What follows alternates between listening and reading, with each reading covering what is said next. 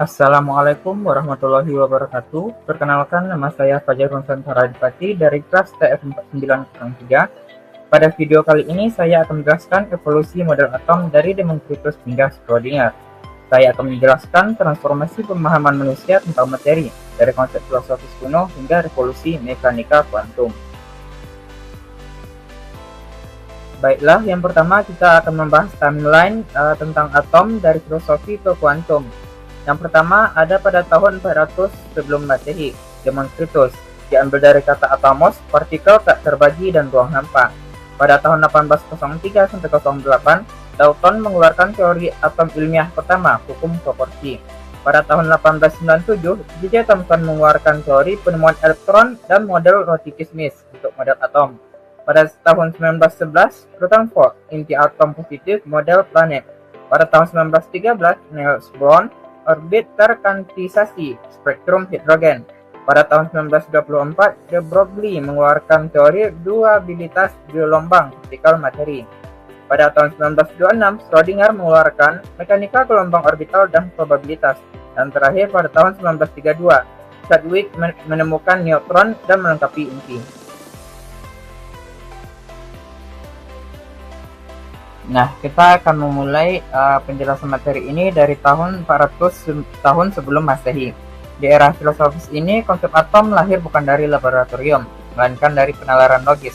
Democritus mengajukan pemikiran sederhana, jika kita membelah materi terus-menerus, kita akan sampai pada satu titik terkecil yang tidak dapat dibelah lagi. Ia menyebutnya atomos atau tak dapat terbagi. Dari pemikirannya adalah konsep Big Bang, di mana materi terdiri dari partikel kecil yang keras dan tak dapat hancur, yang bergerak di dalam sebuah void atau ruang hampa. Di era ini, bentuk atom dianggap menentukan sifatnya.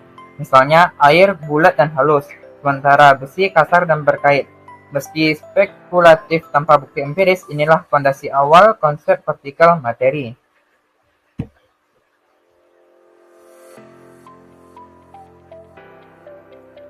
Melompat ke tahun 1803, John Dalton membawa konsep atom.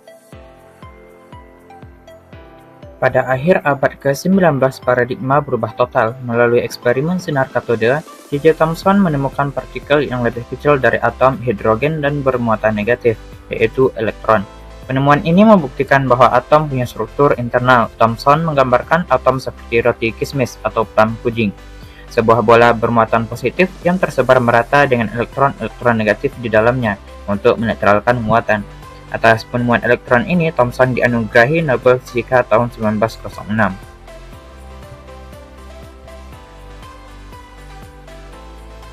Memasuki tahun 1911, Ernest Rutherford menguji model Thomson melalui eksperimen hamburan sinyal alfa. Hasilnya mengejutkan. Sebagian besar partikel alfa tembus lurus, namun ada yang terpantul tajam. Rutherford menyimpulkan bahwa atom sebagian besar adalah ruang hampa, dengan inti yang sangat kecil, padat, dan bermuatan positif di tengahnya. Ini adalah lahirnya model nuklir. Meski Rutherford meraih Nobel Kimia pada tahun 1908 untuk investigasi penyeluruhan unsur, modelnya menghadapi tantangan besar dari fisika klasik, yaitu mengapa elektron yang mengorbit tidak jatuh ke inti karena kehilangan energi. Masalah stabilitas inilah yang kemudian dijawab oleh Niels Bohr. Nah, selanjutnya, di tahun 1913, Niels Bohr melakukan revolusi dengan menggabungkan model inti Rutherford dengan teori kuantum Max Planck. Bohr memperkenalkan konsep orbit stasioner, di mana elektron mengelilingi inti pada lintasan tertentu tanpa memancarkan energi. Elektron hanya bisa berpindah antar orbit dengan menyerap atau memancarkan energi dalam bentuk foton, sebuah fenomena yang disebut lompatan kuantum.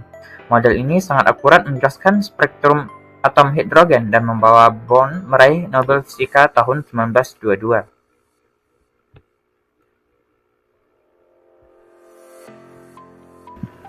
Berikutnya, di antara tahun 1924 hingga 1926, tiga pilar utama mengubah pandangan kita dari kepastian orbit ke probabilitas gelombang.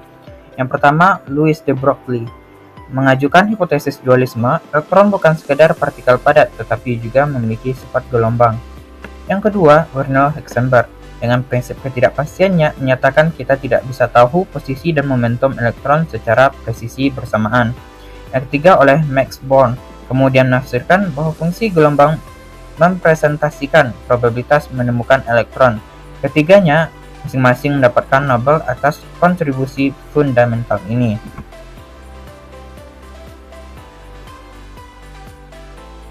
Puncaknya adalah Erwin Schrödinger di tahun 1926.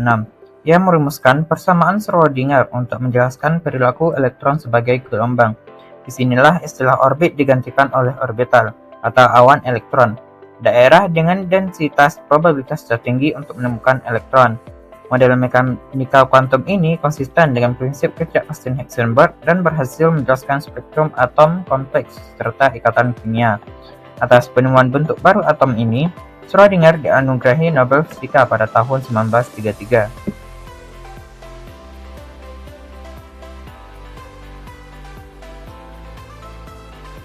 Setelah kita melihat perjalanan teorinya, sekarang kita masuk ke Hall of Fame para pionir yang telah berjasa mengungkapkan misteri struktur materi. Di sini kita melihat bahwa pengembangan atom bukan kerja satu malam, melainkan estafet intelektual yang diakui oleh dunia melalui hadiah Nobel. Mulai dari J.J. Thomson 1906 yang menemukan elektron, Ernest Rutherford 1908 yang menyelidiki desentrikitas elemen, hingga Niels Bohr 1922 yang memetakan radiasi atom. Tak lupa kontribusi Robert Millikan pada tahun 1923 dalam mengukur muatan elektron secara presisi. Memasuki era mekanika kuantum, kita melihat nama-nama besar seperti Louis de Broglie 1929, Werner Heisenberg 1932, dan Erwin Schrödinger 1933 yang merombak cara kita memandang realitas. Terakhir, puzzle atom ini dilengkapi oleh James Chadwick pada tahun 1935 yang menemukan neutron. Jejak Nobel ini adalah bukti bahwa sains selalu menghargai perubahan radikal dengan cara kita memandang alam semesta.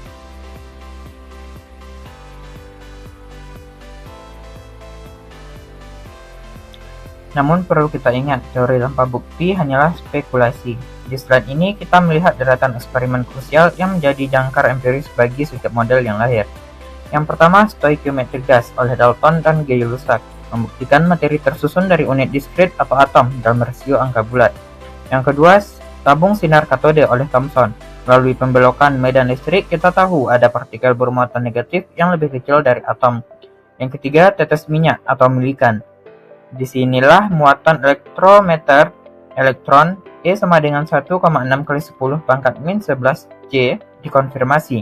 Yang keempat, hamburan sinar alfa oleh Rutherford. Seperti yang kita bahas sebelumnya, ini adalah bukti adanya inti atom yang sangat kecil dan juga padat. Yang kelima, spektrum atom hidrogen oleh Bohr, membuktikan bahwa elektron itu terkuantisasi, bukan kontinu. Visualisasi di sebelah kanan juga menunjukkan eksperimen pendukung lainnya seperti Van Hertz untuk kuantitasi energi dan Davison-Germer yang membuktikan sifat gelombang dari materi. Singkatnya, data-data inilah yang memaksa kita untuk terus memperbaharui model mental kita tentang atom.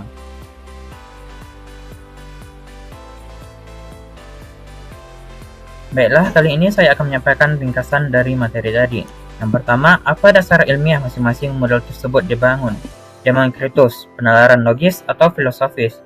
Dalton, hukum kekalahan massa dan perbandingan tetap. Yang berikutnya Thomson, sifat kelistrikan materi. Rutherford, interaksi partikel bermuatan. Bohr, teori kuantum dan spektrum garis atom hidrogen. Schrödinger, dualisme gelombang partikel dan prinsip ketidakpastian. Yang kedua, penemuan apa yang memperoleh Nobel? Yang pertama, J.J. Thomson, penemuan elektron melalui konduksi gas. Ernest Rutherford, penemuan disintegrasi elemen dan zat kimia radioaktif. Niels Bohr, struktur atom dan radiasi yang dipancarkannya. Louis de Broglie, penemuan sifat gelombang elektron. Werner Heisenberg, penciptaan mekanika kuantum. Erwin Schrödinger, penemuan bentuk produksi baru dari teori atom. Yang berikutnya James Chadwick, penemuan neutron.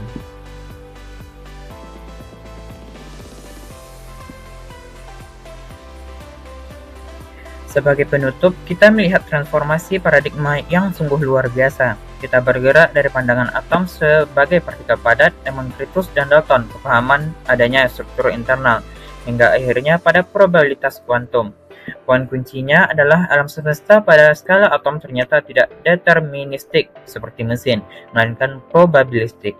Setiap model lahir karena adanya inkonsistensi data eksperimental pada model sebelumnya. Itulah hakikat sains, terus berkembang menuju kebenaran yang lebih dalam. Baiklah, sekian dari saya. Mohon maaf jika ada kesalahan kata dan penyampaian. Terima kasih. Assalamualaikum warahmatullahi wabarakatuh.